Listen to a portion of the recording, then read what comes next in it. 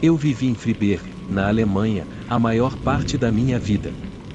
É uma cidade linda, situada à beira da Floresta Negra. Desde pequeno, ouvi todas as histórias antigas sobre essa floresta, contos de anões travessos, fabricantes de vidro, misteriosos espíritos que vagueiam pelos bosques. Para mim, eram apenas histórias, até que vivi minha própria experiência. Trabalho como fotógrafo freelance, principalmente fazendo fotos de natureza para revistas de viagens e similares.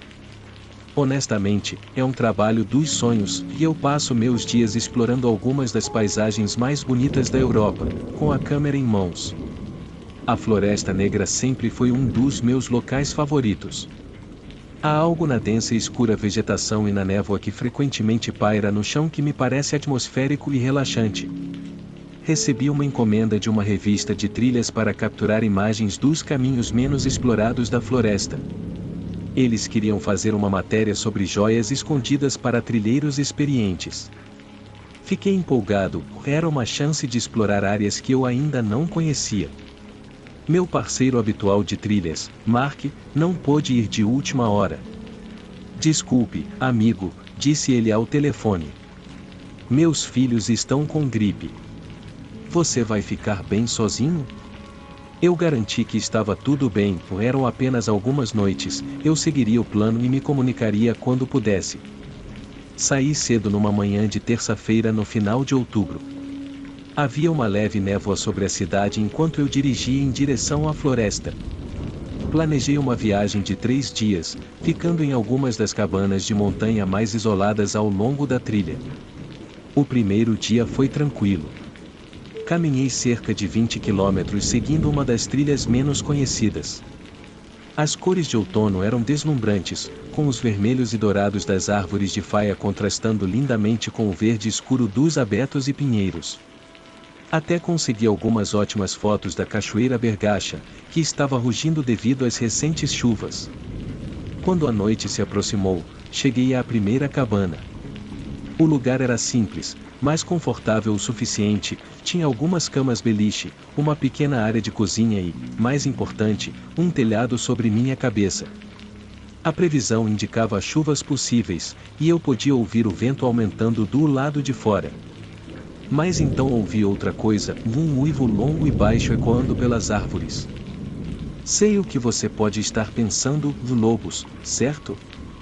Sim, eu sei que eles estão voltando na Alemanha, mas em todos os meus anos de caminhada pela Floresta Negra, nunca tinha ouvido um. Isso me deu um calafrio na espinha. Tentei desconsiderar, talvez fosse apenas o vento ou talvez finalmente tivesse a sorte de ouvir um dos lobos recém-retornados. Mas, enquanto estava lá, os pelos do meu pescoço se arrepiaram e ouvi novamente, desta vez mais perto. Não tenho vergonha de admitir que estava um pouco assustado. Passei muitas noites sozinho na floresta, mas algo nesse momento parecia diferente, algo estava errado. Certifiquei-me de que a porta da cabana estava bem trancada e tentei dormir, mas cada pequeno som me deixava mais tenso. Devia ter cochilado eventualmente, porque, quando acordei, era amanhecer. A floresta estava tranquila, exceto pelos habituais cantos de pássaros da manhã. Senti-me um pouco tolo à luz do dia, provavelmente deixei minha imaginação correr solta na noite passada. Arrumei minhas coisas e parti, determinado a conseguir boas fotos. O caminho que eu seguia era quase invisível às vezes, todo coberto de vegetação e raramente usado. Era exatamente o que a revista pedia. No entanto, ao longo do dia, comecei a sentir uma sensação de estar sendo observado, aquela sensação de que os pelos dos seus braços se arrepiam e você sabe que alguém está te observando. Era isso, mas de forma intensa. Cada vez que me virava, não havia nada lá. Tentei me concentrar no meu trabalho, mas continuava me pegando olhando por cima do ombro. A floresta parecia mais escura, com as sombras mais profundas do que deveriam ser. Em um momento, poderia jurar que vi algo se movendo na periferia da minha visão, mas quando olhei novamente, não havia nada lá. No final da tarde, estava seriamente considerando encurtar minha viagem. A sensação de estar sendo observado só piorou, e agora eu estava começando a ouvir coisas, o estalo de galhos, folhas se movendo, sempre fora de vista. Verifiquei meu telefone, esperando ligar para a marca ou talvez para a estação local de resgate, mas, claro, sem sinal. Que sorte a minha! Continuei até a próxima cabana, chegando justo quando estava escurecendo. Esta era ainda mais isolada que a primeira, e, ao me aproximar, ouvi um splash de um riacho próximo. O que eu vi, ainda tenho dificuldade em acreditar. De pé no riacho, a menos de 20 metros de mim, estava algo. À primeira vista, parecia um homem alto e musculoso, em pé sobre duas pernas, mas, ao olhar fixamente sem conseguir me mover, percebi que não era humano. Seu corpo estava coberto de pelos escuros e espessos, e seu rosto era alongado, quase como um focinho de lobo, com dentes que pareciam afiadíssimos, mesmo de onde eu estava. Seus olhos eram âmbar, brilhando na luz enfraquecida, e estavam fixos em mim. Por um momento, nenhum de nós se moveu. Eu não conseguia nem respirar. Então, lentamente e deliberadamente, ele levantou a cabeça e soltou aquele mesmo uivo que eu tinha ouvido na noite anterior. Eu corri. Gostaria de dizer que fui corajoso, que mantive minha posição ou tentei documentar o que vi, mas a verdade é que o pânico cego tomou conta de mim. Simplesmente corri, deixando minha mochila para trás. Tropecei pelas trilhas, caindo sobre raízes e pedras, com os pulmões começando a queimar. Não sei se era o medo em minha mente me fazendo ouvir, mas pensei que podia ouvir os passos pesados atrás de mim, galhos se quebrando. Não sei quanto tempo corri, pareceu horas. Eventualmente, saí da linha de árvores e entrei em uma das trilhas principais de caminhada. Havia alguns outros caminhantes lá, me olhando como se eu fosse louco. Tenho certeza de que eu parecia assim. Você está bem? Perguntou um deles. Era um cara grande que parecia um verdadeiro aventureiro. Eu falei algo sobre um lobo, apontando de volta para o caminho que eu tinha vindo. O caminhante olhou para o amigo e o amigo olhou de volta. Um lobo aqui, disse o amigo, parecendo cético. Talvez um cachorro. Há uma vila não muito longe.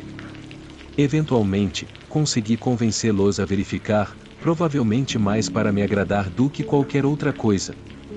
Eles voltaram alguns minutos depois, balançando a cabeça. Nada lá, amigo, disse o primeiro cara.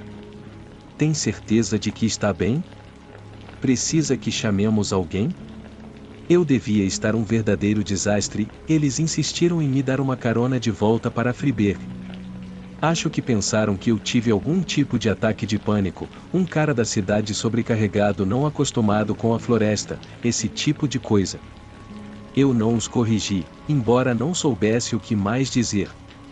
Levei alguns dias para reunir coragem para voltar e pegar meu equipamento. Desta vez, levei Mark comigo quando ele estava disponível e fui durante o dia. Encontramos minha mochila exatamente onde a deixei, sem rastros, sem sinais de que algo mais tinha estado lá. Tem certeza de que não se assustou sozinho, amigo? Mark me perguntou enquanto caminhávamos de volta. Você sabe como é assustador aqui, especialmente quando você está sozinho. Eu assenti, não confiando em mim mesmo para falar. Ainda moro em Freiberg e continuo trabalhando como fotógrafo, mas aprendi minha lição sobre a Floresta Negra. Não voltarei lá sozinho e, mesmo no meio da cidade, mantenho minhas portas e janelas trancadas a 7 chaves. Até hoje, duvido do que vi. Espero sinceramente que tenha sido apenas um truque da luz, minha mente distorcendo as formas de sombras dos galhos e árvores à minha frente. Mas, novamente, não há como confundir aquele uivo. Acredito verdadeiramente que há um lobisomem ou algo muito parecido com isso espreitando na Floresta Negra.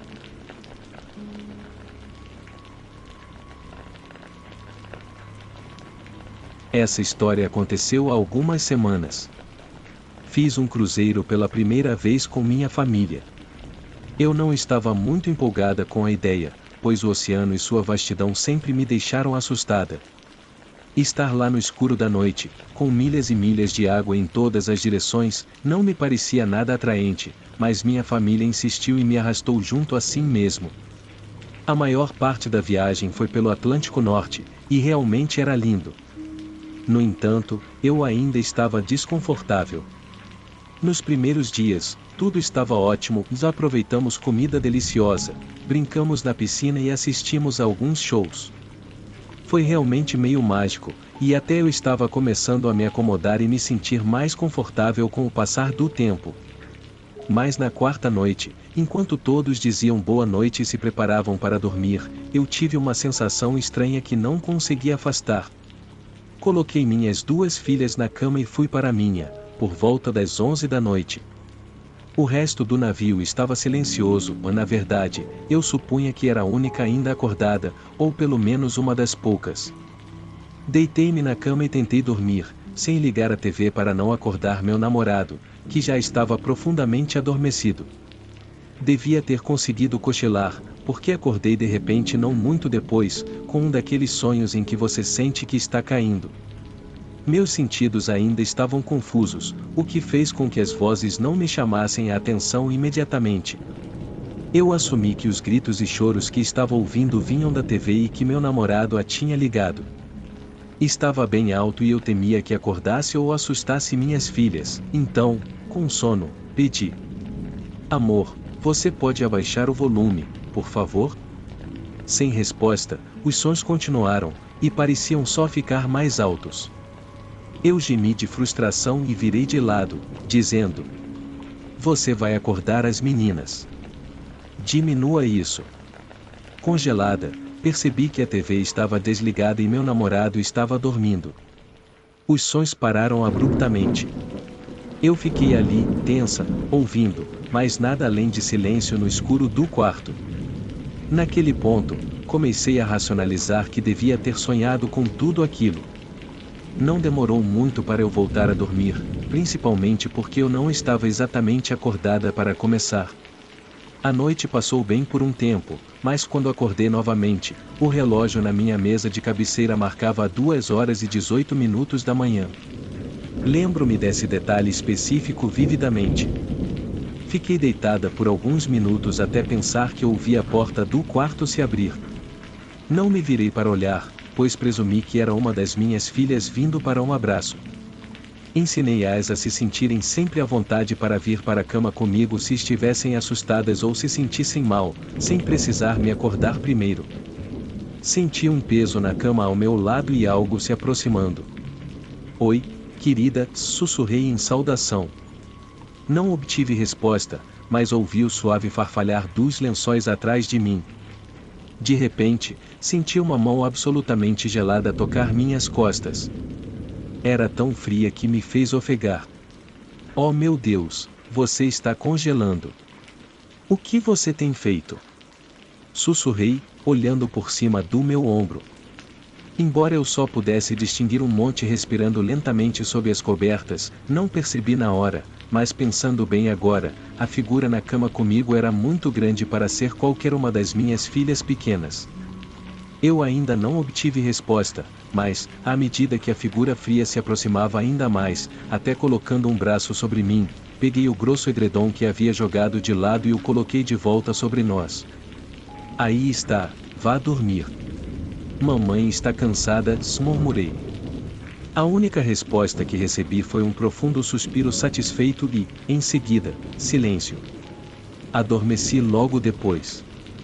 Na manhã seguinte, eu estava novamente sozinha na cama. Nada além de uma leve impressão no colchão e lençóis amassados ao meu lado permaneciam. Levantei-me e encontrei minha família na pequena cozinha fora do nosso quarto. Eles estavam preparando o café da manhã. Minhas filhas correram para me cumprimentar, e eu me abaixei para abraçá-las. "Qual de vocês veio dormir comigo na noite passada?" Perguntei às crianças. Elas continuaram rindo e responderam casualmente: "Eu não, mamãe." Ao mesmo tempo. Isso me surpreendeu, e olhei para o meu namorado. "Então, deve ter sido você tentando se aconchegar, né?" Perguntei com um sorriso. Ele, tomando seu café, balançou a cabeça e disse: "Ah, não, amor. Não fui eu." Meu sorriso vacilou.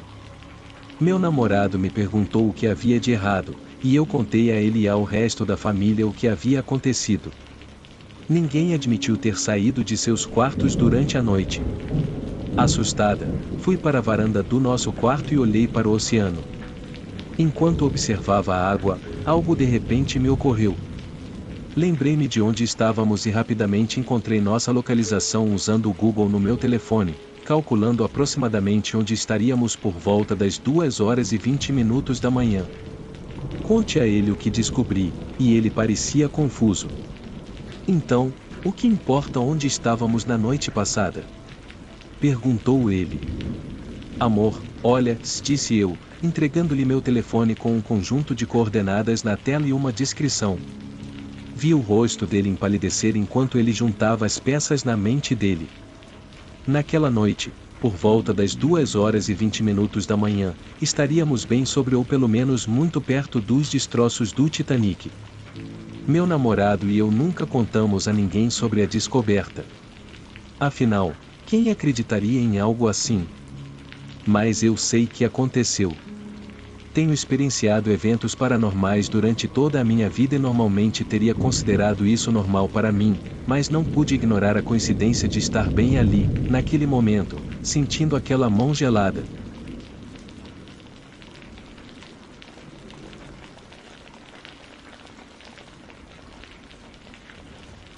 Essa não é minha história, mas sim do meu pai. Vou me referir a ele como D para simplificar.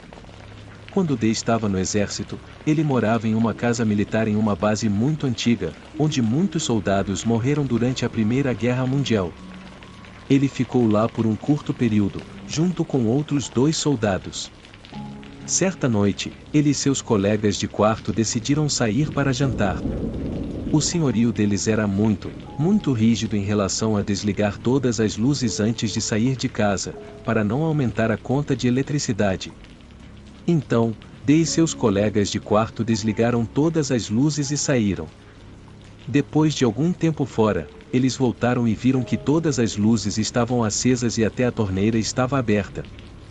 D achou estranho, mas não deu muita importância. No entanto, o senhorio certamente não ficaria feliz se descobrisse. A próxima vez que algo estranho aconteceu foi quando D estava preparando o jantar para si. Em determinado momento, ele se abaixou para pegar uma panela no armário de baixo, mas, ao levantar, bateu a cabeça com força no armário de cima, a ponto de tocar a cabeça e ver sangue na mão. Ele olhou ao redor e viu que todos os armários superiores estavam abertos, embora nenhum deles estivesse aberto antes. Novamente, ele tentou ignorar o incidente. Às vezes, quando ele saía com os amigos tarde da noite, eles ouviam uma criança pequena rindo e correndo pelo corredor de maneira atrapalhada, como as crianças fazem. O som dos passos começava no fim do corredor e se aproximava deles, mas de repente parava. Eles esperavam ver uma criança saindo do corredor escuro, mas era apenas o barulho.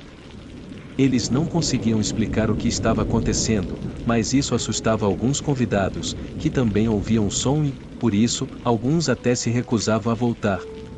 A última experiência paranormal que D teve aconteceu enquanto ele estava arrumando suas coisas para sair da casa militar. Ele estava empacotando seus pertences em um quarto quando a porta se fechou com força. Ele pensou que fosse o vento e levantou-se para abrir a porta novamente, mas, ao puxar, a porta não abria. Já aconteceu de você estar brincando de pega-pega com um amigo ou irmão quando era pequeno, e a pessoa entrava em um quarto e fechava a porta antes de você conseguir entrar? E quando você tentava abrir a porta, ela abria um pouco, mas a pessoa do outro lado usava toda a força para fechá-la novamente.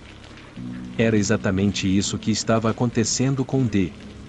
Ele conseguia abrir a porta um pouquinho, tentava espiar pela fresta para ver quem estava do outro lado, mas, antes que conseguisse ver, a porta se fechava novamente com força. Lembre-se, D era forte e estava em forma por causa do exército, o que significava que o que estava segurando a porta era mais forte do que ele. Ele tentou puxar a porta por alguns minutos antes de dar um passo para trás e gritar: "Vi, isso não é engraçado", pensando que era um de seus colegas de quarto que tinha voltado para casa mais cedo e estava pregando uma peça nele.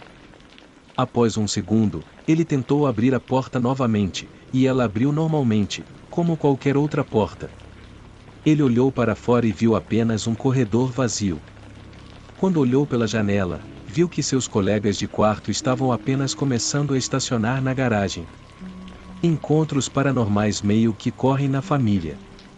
Meu avô uma vez viu um OVNI vermelho em Minnesota, que também foi relatado por milhares de outras pessoas naquela mesma noite. Minha avó afirma ter visto o pé grande, e houve outros relatos feitos junto com o dela naquela noite. Só posso presumir que eu serei o próximo. Estou um pouco assustado para quando esse dia chegar, mas, quem sabe, talvez eu veja o Mothman.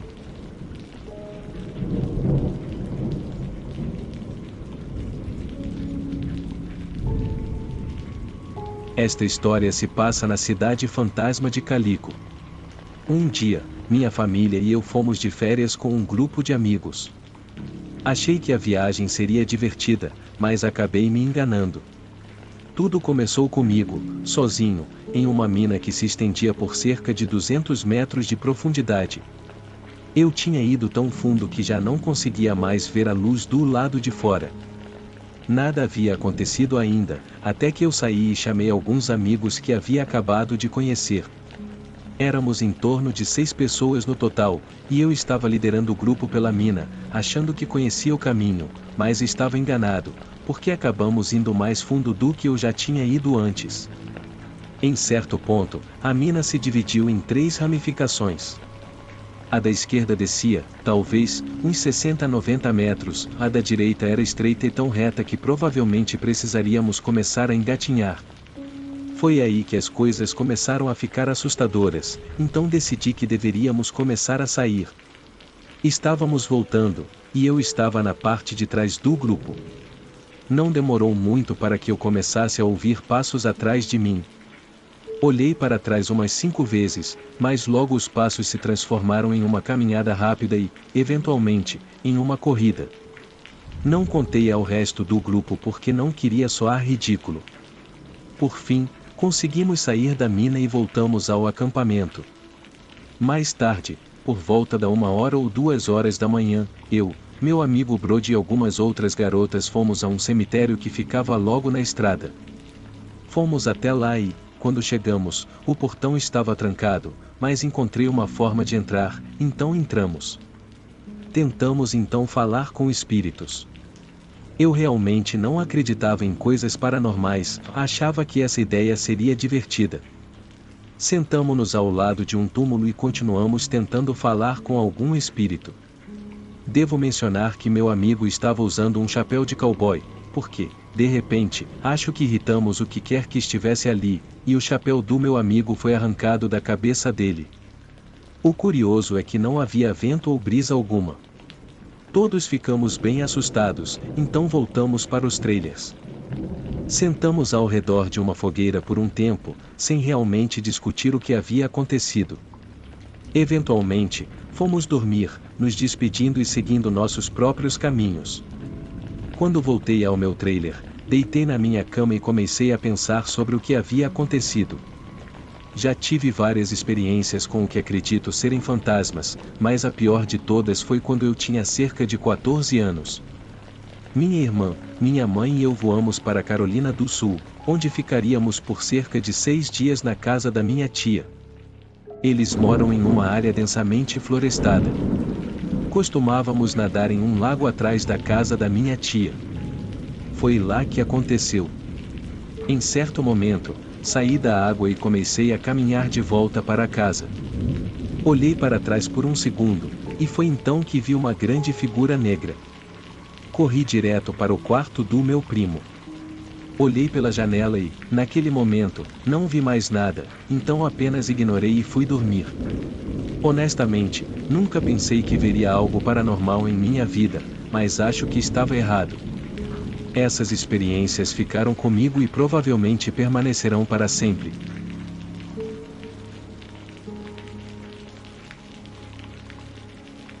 Essa história aconteceu comigo no verão antes do meu primeiro ano no ensino médio. Eu tinha acabado de completar 14 anos e morava em uma pequena cidade no Oregon. Quando digo pequena, quero dizer realmente pequena, com talvez 1.000 residentes e mal uma estação de gasolina. Era meados ou final de agosto, talvez algumas semanas antes do início do novo ano letivo, e como a maioria dos garotos da minha idade, eu era obcecado pela minha bicicleta. Acho que Jim Hopper de Stranger Things descreve isso melhor: uma bicicleta como essa é como um Cadillac para uma criança. Era uma bicicleta velha, vermelha, que ganhei no meu aniversário de 13 anos, com uma cesta no guidão e um suporte de metal sobre a roda traseira que podia acomodar uma segunda pessoa se ela sentasse corretamente, com os pés à frente. Eu amava essa bicicleta. Checava a pressão dos pneus depois de cada passeio e adicionava mais ar sempre que parecia um pouco baixa. Lavava-a com um pano na minha garagem todos os fins de semana. Eu estava constantemente procurando qualquer desculpa para sair e andar, e, consequentemente, tinha me tornado o garoto dos recados ou da família.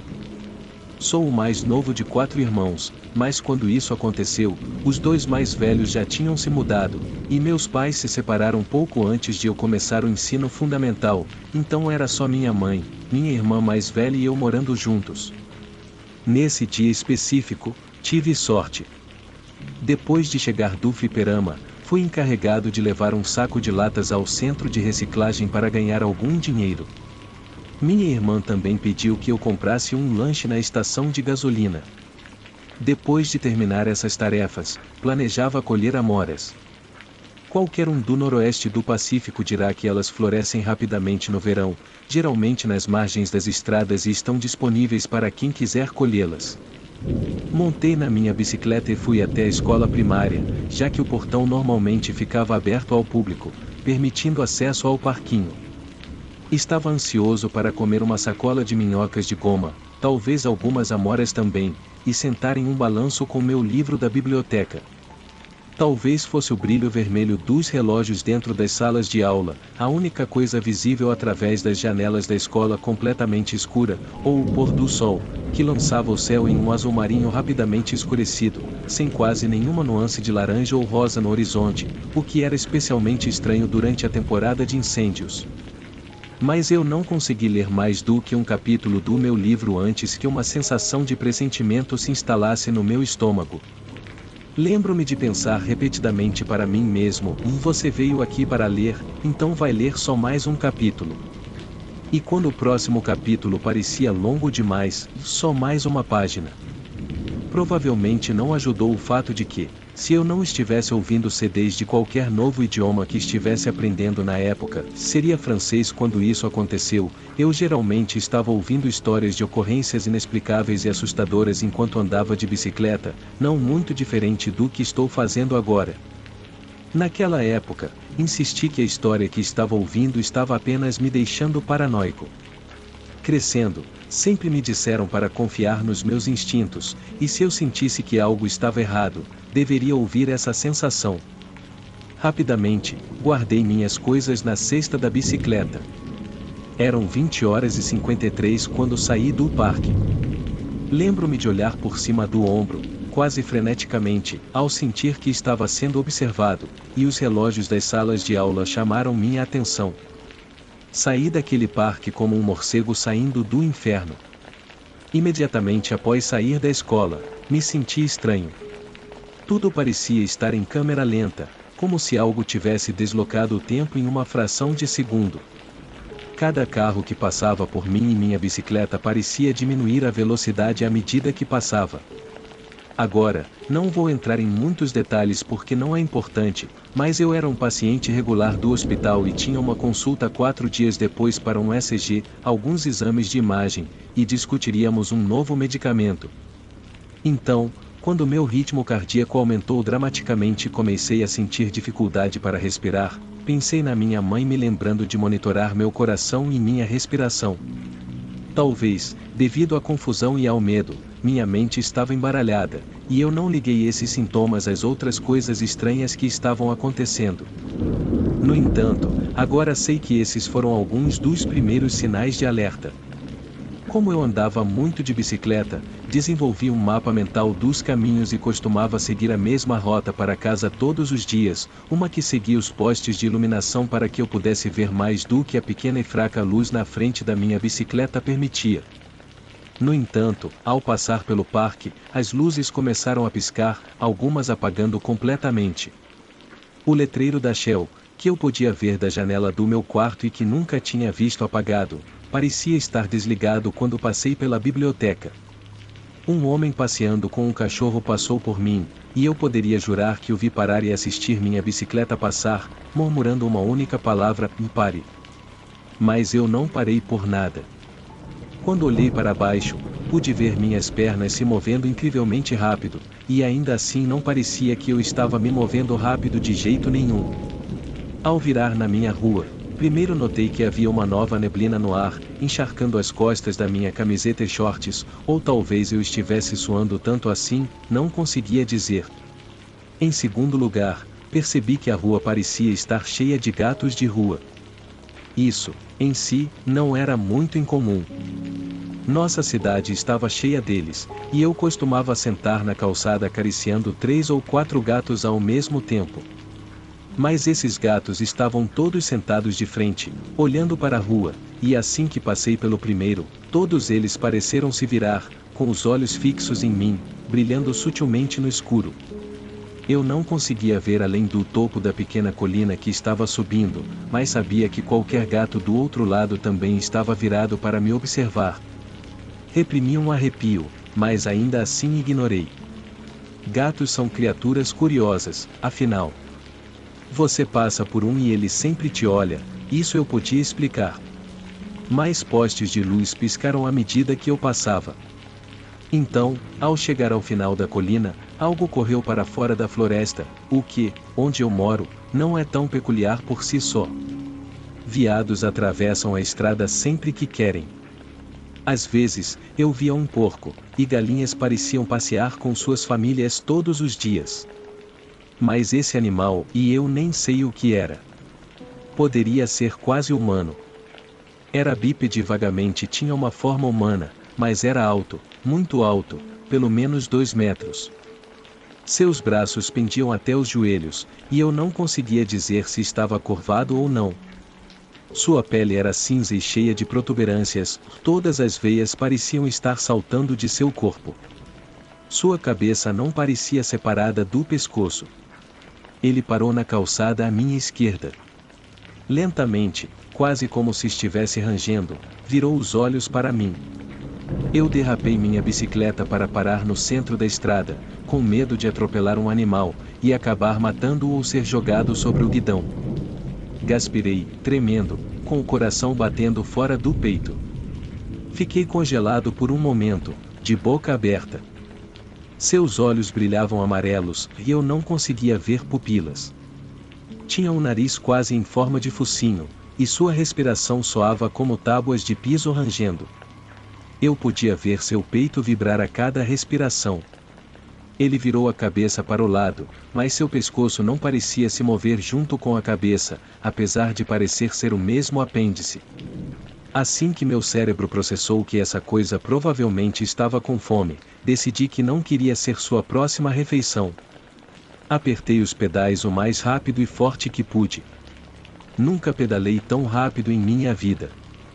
Olhei para trás, e aquela criatura estava totalmente virada, ainda me observando. Lembro-me de pensar: oh droga, droga, droga, ou enquanto me levantava na bicicleta. Quanto mais me afastava do animal, mais rápido pedalava.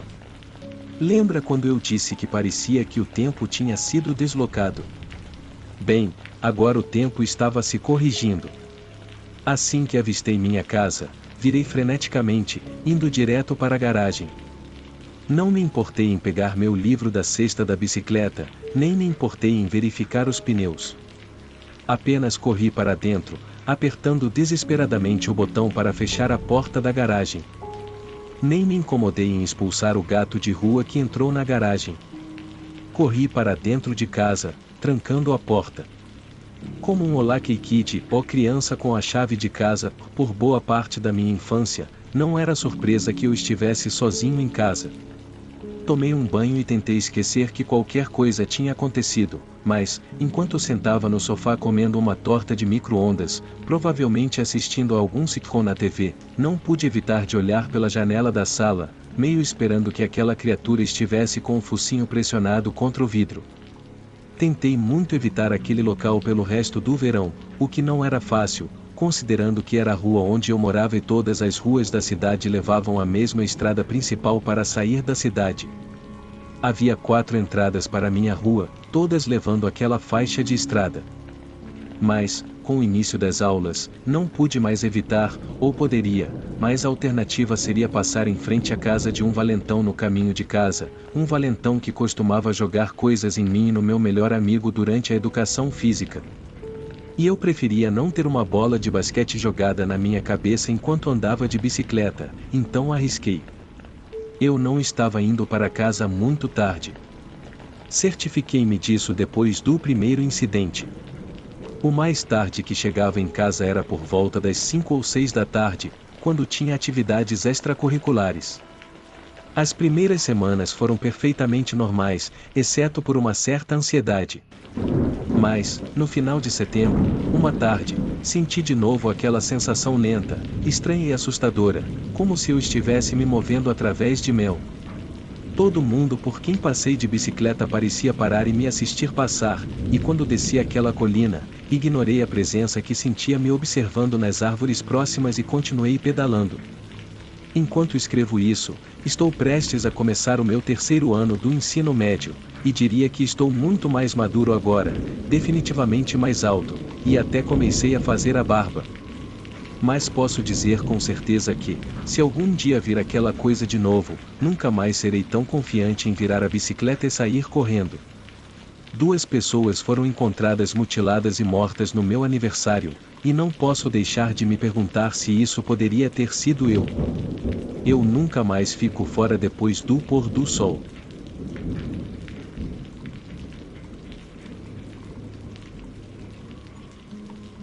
Eu costumava viver no sul profundo, em uma pequena cidade situada exatamente onde as montanhas dos Apalaches se encontram com as planícies do centro da Geórgia. Enquanto eu estava lá, conheci um homem mais velho chamado Sr. Jones. Ele era o típico tipo de diácono batista do sul, e eu digo isso de forma positiva. Ele era um homem jovial, de bom coração, honesto e trabalhador, com uma barriga grande, um bigode grisalho e mãos ásperas para combinar. Seus filhos já haviam crescido e se mudado, então ele e sua esposa viviam sozinhos em uma pequena casa estilo rancho, bem no meio da floresta. Eles tinham uma propriedade bastante grande e não conseguiam mais cuidar da manutenção sozinhos. Na época, eles estavam na casa dos 80 anos. Para resumir a história, eu precisava de um dinheiro extra e eles precisavam de ajuda por lá. Então, eu ia à casa do Sr. Jones de vez em quando para ajudá-lo com tarefas e serviços diversos.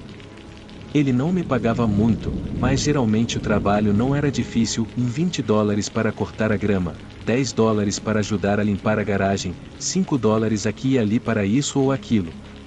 Era um dinheiro fácil. Além disso, eu gostava do Sr. Jones e da esposa dele, eram boas pessoas, fáceis de conversar. O Sr. Jones parecia saber fazer de tudo.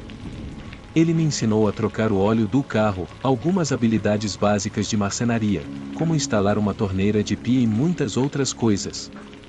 Basicamente, ele me guiava em um projeto e eu fazia o trabalho real, já que ele não conseguia se mover muito bem naqueles dias. Certa vez, estávamos em um velho galpão no limite da propriedade dele. O galpão costumava ser um galinheiro, mas havia sido convertido em um depósito, algo bastante comum na região. Normalmente, esses galpões tinham alguns metros de comprimento e eram feitos de madeira exposta e chapas de ferro enferrujado. Este, em particular, tinha buracos enferrujados no telhado e trepadeiras cobrindo 1/3 da estrutura. Estava cheio de projetos abandonados de décadas, pedaços de maquinaria, restos de equipamentos de cercas, uma velha máquina de solda MIG e todo tipo de coisas.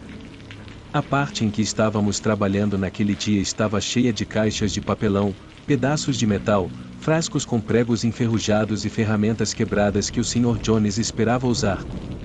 Eventualmente, estávamos organizando as coisas, quero dizer, o Sr. Jones me dizia onde queria que as coisas fossem e eu as movia para ele. Peguei uma caixa de papelão que estava um pouco molhada na parte de baixo. Eu mencionei que havia buracos no telhado, e a caixa se abriu, espalhando seu conteúdo pelo chão. Havia documentos fiscais antigos, algumas fitas cassete, 3 garrafas de Coca-Cola antigas, um frasco de pílulas vazio e uma caixa bastante desgastada de balas de calibre .22. Pedi desculpas por ter derramado as coisas, enquanto começava a recolher. Eu me sentia envergonhado por isso, como se tivesse violado a privacidade dele apenas por olhar dentro da caixa, mesmo que não tivesse sido de propósito. Não se preocupe, garoto. Acidentes acontecem, se ele me assegurou. Passe-me aquela caixa de balas, por favor. Eu fiz como ele pediu. Ele esfregou a caixa gentilmente com o polegar e ficou com um olhar distante nos olhos. Algum problema? Perguntei. Oh, não. Nada. São apenas balas sobressalentes de quando eu costumava caçar esquilos com os meninos. Mas isso foi há muito tempo. Enquanto eu continuava a juntar tudo o que havia derrubado, perguntei ao Sr. Jones, distraidamente. Não tem caçado esquilos há um tempo, certo? Não, eu tive uma experiência ruim da última vez. Isso estragou o esporte para mim. Eu me sentia bastante próximo do Sr. Jones, ele era como um avô substituto para mim. Então, eu o provoquei um pouco. O que aconteceu? Você teve medo de que os bichos peludos quisessem se vingar? Ele ficou em silêncio por um tempo, o suficiente para ficar desconfortável ali naquele velho galpão enferrujado. Não, era outra coisa, algo estranho, difícil de descrever, realmente. Eu me senti culpado por ter feito uma piada e queria retratar. O Sr. Jones, passando a mão pelos contornos de seu bigode espesso, me perguntou: Você acredita em fantasmas? O Sr. Jones sempre pareceu um cara prático. Eu quase ri da pergunta dele. Isso me pegou de surpresa. Em vez disso, simplesmente respondi: Não. Uma pena, na verdade. Você não acreditaria se eu contasse. Eu tinha arrumado os conteúdos da caixa em uma bancada de trabalho. Neste ponto, eu me virei e pedi que ele me contasse de qualquer forma. Ele ficou em silêncio por um longo tempo, com um olhar pensativo. Mas, pouco antes de eu me acomodar novamente, ele começou lentamente sua história. Acho que foi por volta de 1948. Parece tão fresco na memória, mas já se passou uma vida. Eu e alguns amigos estávamos caçando esquilos perto de Gainesville. Não era tão desenvolvido na época. Acho que agora há um shopping onde esse trecho de floresta estava. A caça estava boa. Passamos o dia lá, pegando alguns esquilos cada um. O dinheiro estava apertado na época. Foi antes de eu conseguir um trabalho na fábrica. Enfim, estávamos voltando para a caminhonete do Lance, que ele havia estacionado não muito longe da estrada de terra que levava para lá, em uma clareira. Quando subimos a colina, vimos um garoto negro jovem parado perto da caminhonete. Ele estava olhando para a caçamba do caminhão. Lance chamou a ele, dizendo olá e perguntando se havia algum problema, mas ele não respondeu. Ele apenas ficou ali parado. À medida que nos aproximamos, eu senti um frio na barriga, algo que me lembrou da guerra, para ser honesto. Era como se algo estivesse realmente errado. Foi quando eu vi o garoto com mais clareza. Suas roupas estavam sujas e rasgadas, como se ele tivesse participado de uma grande briga. Ele estava vestindo um terno antigo, listrado em bege, e tinha um chapéu com aba para combinar. Lance gritou com ele novamente. Desta vez, o garoto se virou para mim e eu vi. Eu vi que ele não tinha rosto. Ele olhou diretamente para mim, Onde deveriam estar sua boca, nariz e olhos, era apenas um vazio. E então, assim, ele desapareceu.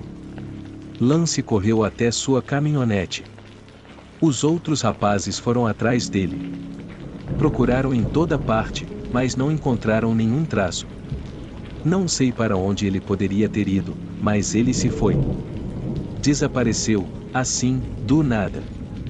O Sr. Jones concluiu isso com um estalo. Eu era o silencioso, digerindo o que ele acabará de me contar.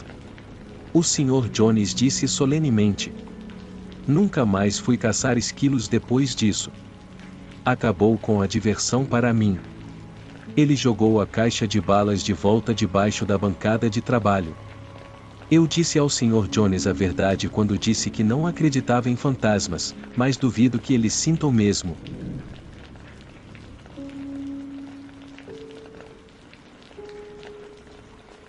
Uma namorada minha, com quem estive envolvido durante vários anos no início dos anos 2000, me contou sobre um acontecimento bizarro. Para compreender melhor a razão pela qual eu acredito de todo o coração nos detalhes da história, e para enfatizar o fato de que praticamente não há possibilidade de uma explicação lógica para o que ocorreu, preciso explicar um pouco sobre minha ex-namorada. Ela tinha 20 anos na época, eu tinha 22. Atualmente, com 47 anos, eu me lembro bem dela. O nome da minha namorada era Jenna. Ela era extremamente doce e um pouco ingênua, de uma maneira carinhosa. Agora, alguns fatos sobre Jenna e seu caráter. Jenna nunca havia experimentado ou sido diagnosticada com qualquer doença mental, nunca sofreu de alucinações antes ou depois dos eventos da história. Nas raras ocasiões em que ela tentou mentir ou exagerar uma história, sempre era óbvio, e ela era uma péssima mentirosa. Eu conhecia Jenna o suficiente na época para perceber se ela estava, mesmo que levemente, embelezando algo para efeito dramático. Ela realmente não tinha um osso de duplicidade em seu corpo. Compartilhei essa história que ela me contou com namoradas posteriores, conhecidos, meus amigos e familiares, e também durante um curto período que passei na prisão, onde a contei a um grupo de colegas detentos reunidos ao redor da minha cama à noite. Todos sentiram calafrios, e muitos ficaram completamente apavorados, sabendo que eu não estava inventando nada. Conforme me lembro da incidência como ela foi contada, enquanto faço um esforço consciente para não exagerar os detalhes, era o início dos anos 2000 e eu morava na região central da Califórnia, no Vale de Sain, perto de Bakersfield. Eu cresci em uma cidade entre Fresno e Bakersfield. Jenna e eu estávamos namorando, e, quando ela me contou a história, já estávamos juntos há algum tempo.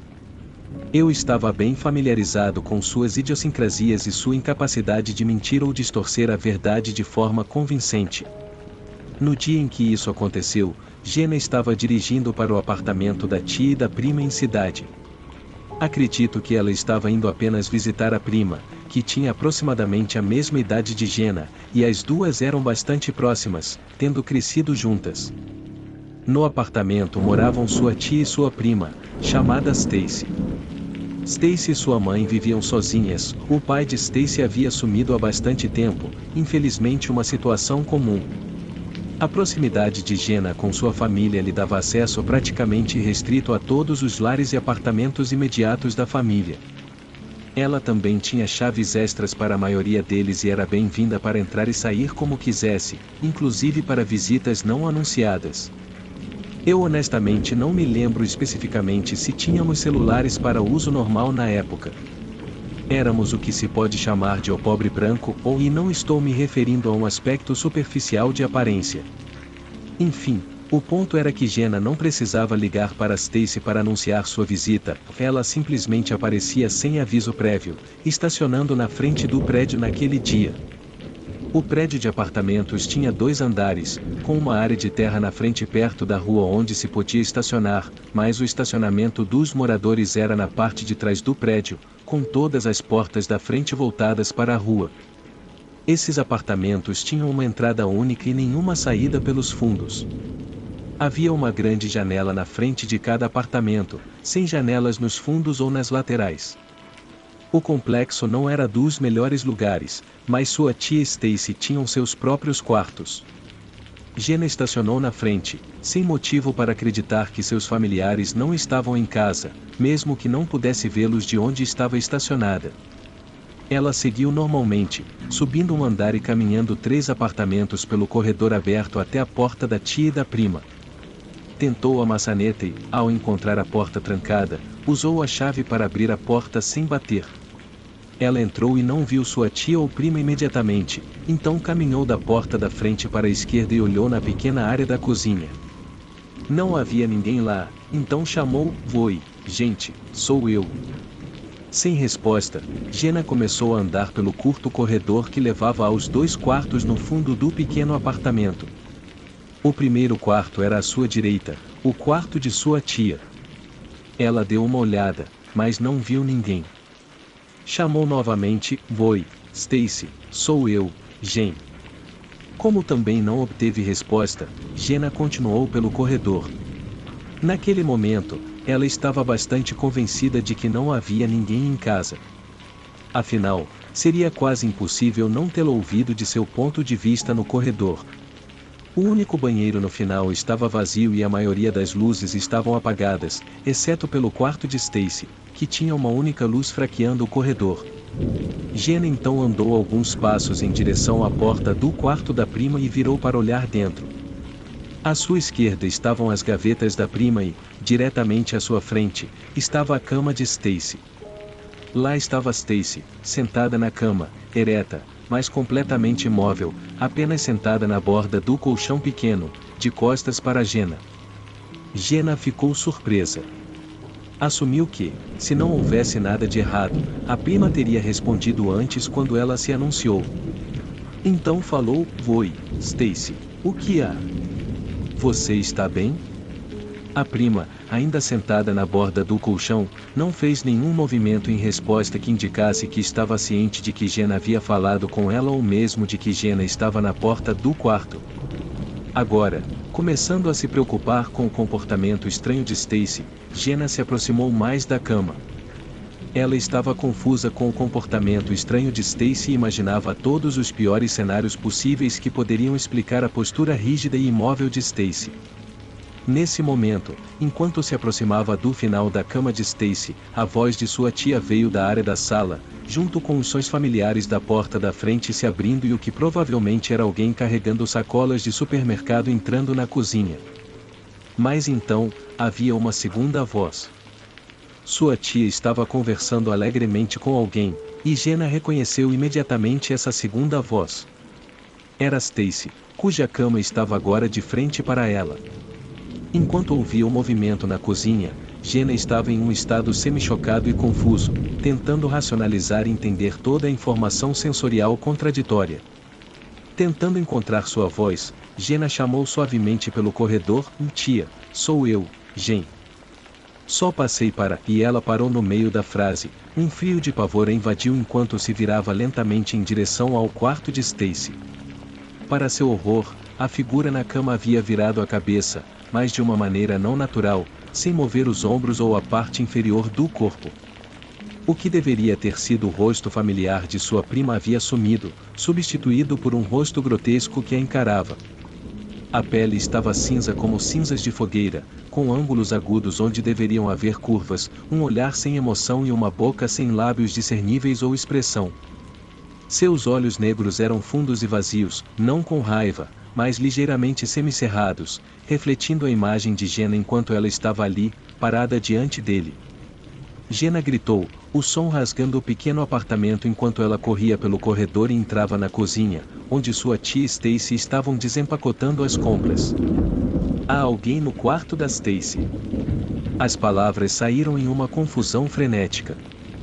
Sua tia e Stacy se olharam e, em seguida, olharam de volta para Jenna. "Do que você está falando?" perguntou Stacy, aparentemente confusa por sua prima ter acabado de surgir na parte de trás do apartamento. "Acabamos de chegar há 1 minuto." Jenna agarrou o braço da prima desesperadamente. "Não, a outra Stacy. Ela não está certa. Ela está no seu quarto." Os 3 foram cautelosamente de volta ao quarto de Stacy. Jenna, ainda tremendo, hesitou em olhar para dentro, mas o quarto estava agora vazio. Um arrepio percorreu a espinha de Jenna. A entidade demoníaca, que desafiava a descrição lógica e era tão horrível que sua mente parecia desmoronar enquanto tentava processar, havia desaparecido. Mas ela sabia o que tinha visto. Não era uma alucinação, nem um truque de luz. Era algo completamente diferente, algo maligno que havia usado o rosto de sua prima como uma máscara. O único sinal de ocupação recente da cama era a leve depressão no colchão onde a coisa havia estado sentada. A tia e a prima de Jenna procuraram o apartamento, suas vozes sussurrando no silêncio repentino, mas não havia sinal do sósia da prima. Não havia janelas de fundo para escapar, portas escondidas ou saídas, painéis de acesso, alçapões de serviço ou espaço no sótão. Não havia explicação possível para o desaparecimento repentino. Ela nunca mais foi ao apartamento da tia e da prima após isso. Não me lembro se ela me contou se a tia e Stacy permaneceram lá muito tempo depois. Acredito que os eventos daquele dia deixaram uma marca na alma de Jenna, uma lembrança aterrorizante de que o mundo possui mistérios mais sombrios do que ela havia imaginado. Ela nunca conseguiu se livrar da sensação de ter vislumbrado algo verdadeiramente maligno, uma criatura que podia imitar a forma humana, mas possuía uma energia sombria tão fria e vazia quanto o vazio.